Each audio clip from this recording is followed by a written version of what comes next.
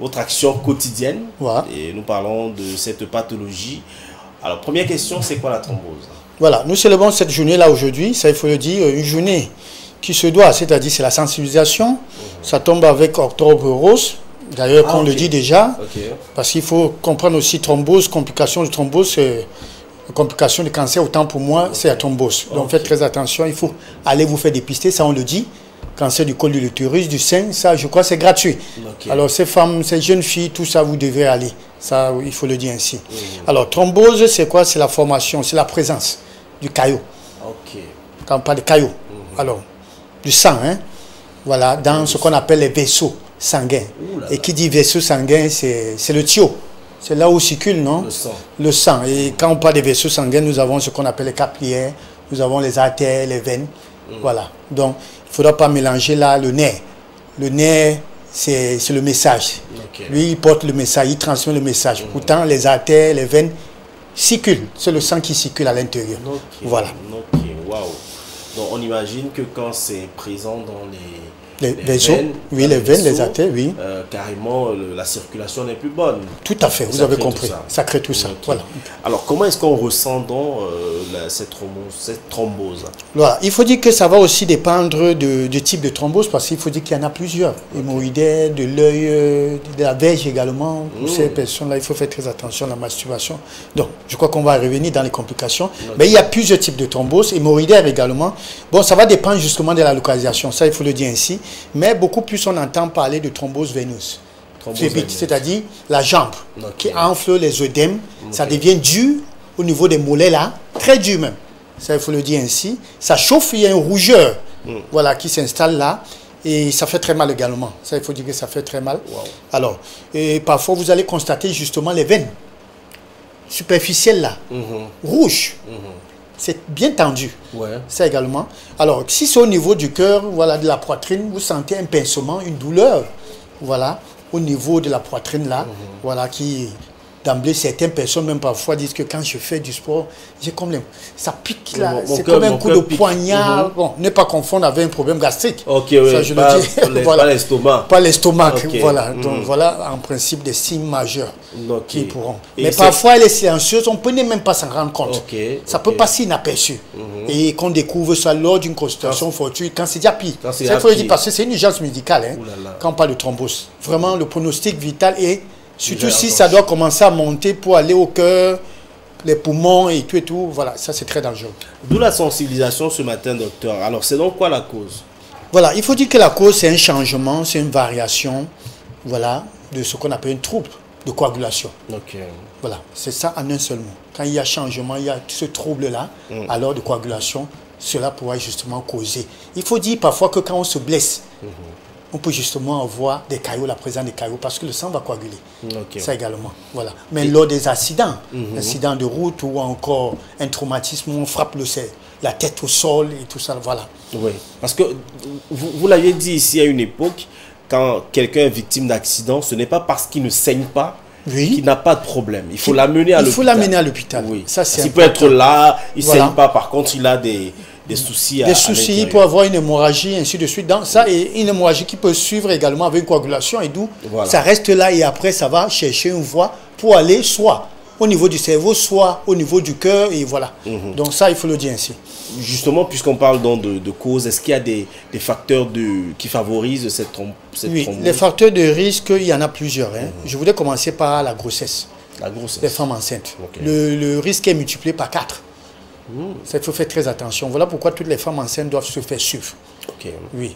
Et pour cela, je crois qu'il y a tout un processus, consultation prénatale, et avec tout ce que ça comporte. Voilà. Il y a l'hypertension artérielle. Ça également. Nous avons également le facteur, le surpoids. Nous avons également l'âge. Ça, c'est important. Nous avons également la malbouffe. Qui dit la malbouffe parle de cholestérol, hypercholestérolémie. Ça également. Nous avons la sédentarité. Il y a des gens qui ne bougent pratiquement pas, manque d'activité. Nous avons également des personnes hospitalisées pour des longs séjours. Il y a des gens qui font 3 mois, 4 mois à l'hôpital pour des maladies. Vous comprenez? On fait plus même. On fait beaucoup plus. Ça, je vous l'ai dit, c'est les longs séjours. Ça également, nous avons également des personnes qui font des longs voyages. Vous voyez, comme quitter, oui, vous quittez ici pour... Dans la Est, par exemple. Voilà. Ou bien Poli. Quelqu'un nous appelait ici, parler de poli. Vous imaginez où là, c'est loin. Hein? Même l'Est, c'est l'Ouest. Voilà, vous comprenez donc que ça également, ça c'est des personnes à risque. Quand vous faites ça, on parle parfois des barres de contention, il faut avoir ça. Pour vous qui êtes déjà prédisposé, parce qu'il faut dire également qu'il y a un facteur génétique héréditaire. Alors, quand vous êtes déjà prédisposé, autant pour moi, vous voyez des gens qui font des petits voyages, je voudrais même dire petits voyages, mais qui, par après, ils sont des œdèmes, ou encore des positions prolongées, assis là, il est là de 7h30 au bureau jusqu'à 23h, il ne bouge pas de sa chaise devant l'ordinateur. Après, il constate que les œdèmes et tout, voilà autant de choses. Voilà les facteurs de risque en principe. Alors, comment comprendre les complications de cette pathologie? Voilà, ça vous l'avez dit déjà. La présence de ces caillots, ou encore la formation de caillots dans les vaisseaux sanguins, il y a perturbation. Ça va créer non seulement un rétrécissement, une obstruction de la voie. C'est-à-dire, c'est comme un tuyau de can-water où l'eau circule. Alors, quand ça se rétrécit, il y a problème. Vous voyez, l'augmentation, le flux est, il y a augmentation, ça vient, c'est fort. Et là, c'est très dangereux. Voilà. Et ça cherche les voies. Ça cherche des voies. Et là, justement, ces caillots-là vont pouvoir migrer. Ça peut aller au niveau du poumon. Et on va parler de l'embolie pulmonaire. Ça, c'est très dangereux. C'est même fatal. C'est mortel. Ça, il faut le dire. Ça peut aller au niveau du cœur. On parle de l'infarctus. Ça peut aller au niveau du cerveau. On parle de l'AVC. Voilà comment comprendre les complications. Voilà. La recherche effrénée de ces voies naturelles, ça crée une pression et puis ça va séjourner n'importe où. Tout à fait. Les complications. Toutes les complications. Et ça, je voudrais justement attirer l'attention de ces femmes qui nous regardent ce matin. Je voudrais parler des femmes. Pourquoi? Parce qu'il y a ce domaine esthétique. C'est-à-dire où ces femmes-là, elles consomment, je ne sais encore quoi. Une fois qu'ils ont le ventre, alors ils vont se soumettre à ce qu'on appelle la liposuction. Pour pouvoir enlever les graisses. Je voudrais vous dire que l'une des complications de cela, c'est la thrombose veineuse. Faites très attention. C'est tout le monde ne vous dit pas, vous êtes sujet à une thrombose qui pourrait justement aller jusqu'à l'embolie pulmonaire et c'est la mort. Voilà. Alors, est-ce qu'il y a une possibilité de prévenir? Oui, la prévention passe par une hygiène de vie. Ça, manger bien, manger sain, équilibré, faire du sport, bouger, marcher. Ça, c'est très important. Voilà. Et notamment, il faut bouger. Voilà. Ça passe par ces règles-là. Je ne voudrais pas dire la synergie de la santé. Je voudrais qu'on bouge bien, on mange bien, on dort bien. Voilà. Alors, peut-être sortons par une bonne nouvelle. Est-ce qu'il y a un traitement quand on est déjà atteint de thrombose? Voilà, le plus tôt serait le mieux déjà. Ça, il faut le dire ainsi. Le plus tôt serait le mieux. Voilà, le traitement existe. On prescrit des anticoagulants, bien évidemment, quand vous y arrivez à l'hôpital, une fois que c'est décelé. Parce qu'il faut dire, le diagnostic s'oppose. Imagerie, c'est un bilan sanguin et tout là, le spécialiste. Bien évidemment, un médecin. Vous passez par un médecin. Alors, au vu de cela, il va prescrire des anticoagulants. Et ça joue bien un détail aussi, parce que parmi les complications, nous avons les facteurs de risque, ces femmes qui prennent des pilules. Les pilules du lendemain? Voilà. Ça également, l'une des complications, faites très attention. Une thrombose, vous pourrez être sujet à une thrombose. Vous l'avez dit ici, quand on parlait des contraceptions. Voilà. Donc, ça, c'est important. Faites très attention. On ne se lève pas le matin pour commencer à prendre des pilules sans l'avis d'un expert. Et quand bien même l'expert vous prescrit, soyez éveillés. Parce que j'aime si bien dit, votre vie, le médecin ne détient pas votre vie. Vous pouvez attirer l'attention d'un médecin, même après une prescription. Donc, faites très attention. Soyez toujours éveillés. Alors, une pilule, ce n'est pas de la nourriture. Donc, sachez comment prendre, quand prendre et comment, comme on le dit, et savoir quand arrêter. Ça, c'est important. Même ces femmes qu'on soumet justement ces hormones-là à la ménopause, parce qu'une fois que la ménopause s'installe, il y a ces panoplies, tous ces symptômes qui s'accompagnent. Et beaucoup de femmes courent à l'hôpital pensant qu'il y a un traitement contre eux. Non, la ménopause, c'est un passage. Donc, on les prescrit régulièrement les hormones. Et parfois, j'aime si bien dire, il ne vaut même pas prendre ces hormones. Faites très attention. Sachez manager ces symptômes-là, bouffer de chaleur et tout là. Et je crois que ça va passer. Dans les aliments, on peut trouver des aliments qui peuvent justement jouer le rôle de ces hormones et qui peuvent vraiment notamment nous aider. Puisqu'on parle donc d'alimentation, parce que vous l'avez cité tantôt, l'alimentation, la mauvaise alimentation peut être la cause de cette thrombose. Parlez-nous donc de la relation alimentation et thrombose. Voilà, nous avons des aliments qui permettent une bonne circulation, qui fluidifient le sang. Qui dit fluidifier, ça veut dire que ça passe bien, ça circule bien. Notamment, je voudrais commencer par le café. Le café. Je voudrais parler de l'avocat. Oh, ouais, ouais. Il y a combien de gens qui en mangent l'avocat et quand ça va finir sur le marché, ils vont se mettre à quel genre d'avocat? Parce qu'il y a l'avocat Lolo, il y a l'avocat Beurre et tout ça.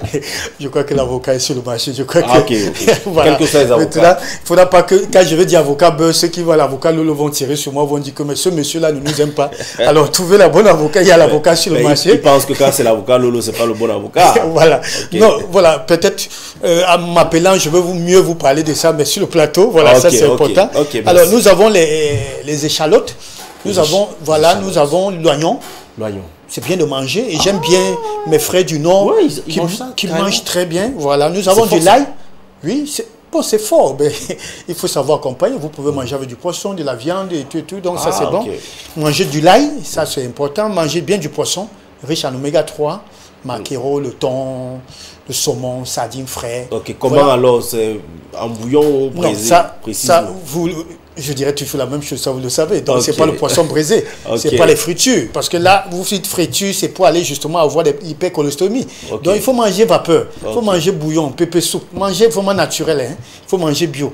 Manger vapeur, c'est manger bio, tout compte fait. Donc voilà comment il faut manger. Voilà les aliments qui permettent justement une bonne circulation. Merci pour le bouillon que vous m'offrez tous les dimanches. Je crois que ça m'aide beaucoup. Alors, vous espérez mettre beaucoup de monde derrière moi. Non, c'est une place, c'est une place. Voilà. Alors, docteur, j'ai cru entendre des gens dire que quand ils sont atteints de thrombose, ils veulent aller chez le masseur du coin. Alors, massage, thrombose?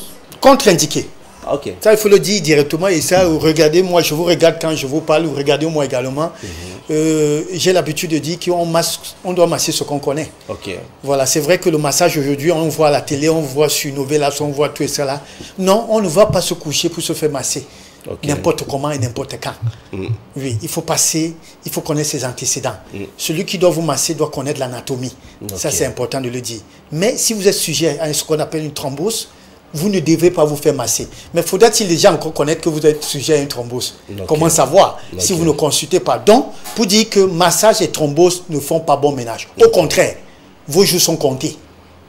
Vous allez plutôt précipiter. Vous allez plutôt précipiter les choses. Donc, vraiment, c'est interdit. Hein, ça, c'est interdit. Donc, si vous voulez bénéficier des massages relaxants et tout ça là, faites-vous consulter. Je crois qu'un bon kiné, pour ainsi dire, un bon kiné pourrait vous dire, après une consultation, bien évidemment, savoir, ou encore un massothérapeute, savoir si vous pouvez bénéficier de massage. Voilà. Merci docteur. On sort par un conseil. Alors, journée mondiale de la thrombose, c'est une pathologie qui existe, qui fait des ravages. Ça, il faut savoir, l'une des 4e causes de mortalité aujourd'hui. Nous l'avons dit dans les complications AVC, embolie pulmonaire, infarctus, et on va jusqu'à l'amputation, hein, de la jambe également. Donc, il faut dire que vous êtes aujourd'hui à l'écoute, c'est une hygiène de vie. Une bonne hygiène de vie, manger bien, manger sain et équilibré. Et si vous ne savez pas, parce qu'il y a beaucoup de gens qui ne savent pas manger, ça il faut le dire, les diététiciens sont là, les nutritionnistes sont là, approchez-les. N'ayez pas honte. Ils ne sont pas très fréquentés. Hein? Ils ne sont pas très fréquentés, ça vous le savez. N'ayez pas honte de dire que je voudrais apprendre à bien manger. C'est un art, hein? Manger bien, c'est un art. Donc, allez vers eux, ils vous diront comment bien manger. Faites aussi du sport. Et si vous êtes sujet aux thromboses, ne faites pas n'importe quel type de sport. C'est la marche. C'est la natation. C'est la marche, natation. Voilà. N'allez pas vous mettre à faire des sports de contact et tout, parce qu'on pourra vous frapper. Thrombose aussi au niveau de l'abdomen. Faites très attention, on pourra vous frapper un coup de pied. Les sports de contact, là, c'est très dangereux. Donc, marche, natation, danse, c'est approprié. Pas de boxe fitness, mais un peu de zumba. Oui, un peu de zumba, le yoga, c'est bon, voilà. Taekwondo, voilà. Donc, voilà. Le Nambudo, c'est méditation, ça c'est bon. Ah, ok, Nambudo, c'est la méditation. Oui, c'est beaucoup plus la méditation. Super. Voilà. Merci beaucoup, docteur. Vos numéros de téléphone sont affichés au bas de l'écran. Et comme on le dit très souvent, c'est uniquement pour des conseils et non pour des consultations vous allez au téléphone. Voilà. Merci, docteur. On se retrouve demain pour le même plaisir. Ce sera la dernière partie de notre émission. Là, nous